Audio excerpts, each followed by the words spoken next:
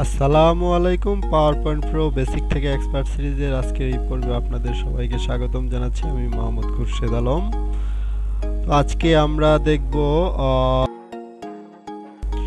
Ribbon, slide span, working area, note span ইত্যাদি, এগুলা আজকে আমরা দেখব।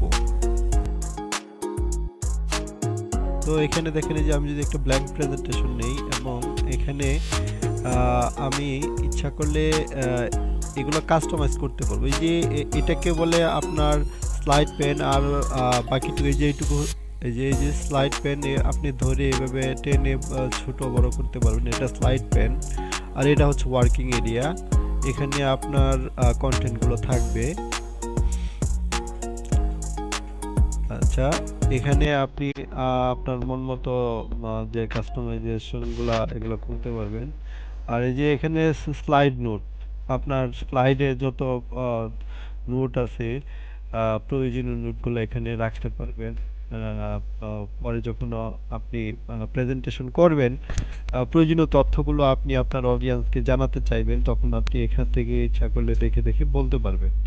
এটা হাইড করে রাখার সুযোগ আছে, আপনি হাইড করে রাখবেন, আপনার অডিয়েন্স এগুলা দেখতে পারবে না। আমি কিছু ডামি টেক্সট নিয়ে আসি ইন্টারনেট থেকে, যে লরেম ইপসাম থেকে কিছু ডামি টেক্সট। এই লরেম ইপসাম ওয়েবসাইটটা হচ্ছে ডামি টেক্সট, অর্থাৎ এখান থেকে আপনি টেক্সট জেনারেট করে আপনার ডেমো হিসাবে ইউজ করতে পারবেন।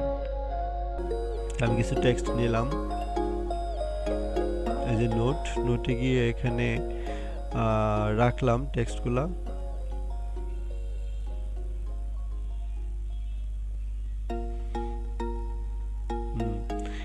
যখন আমি প্রেজেন্টেশন দেখাবো, স্লাইড শো করব, তখন কিন্তু এগুলা অডিয়েন্স দেখতে পারবে না। আমি এগুলোকে হাইড করে রাখতে হবে, দেখা যাচ্ছে না।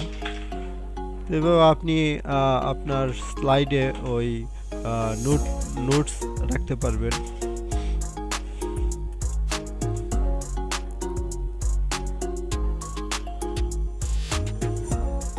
তো আস্তে আস্তে আমরা এগুলা সবগুলা দেখব, আমরা এক এক করে সব কিছুই দেখব।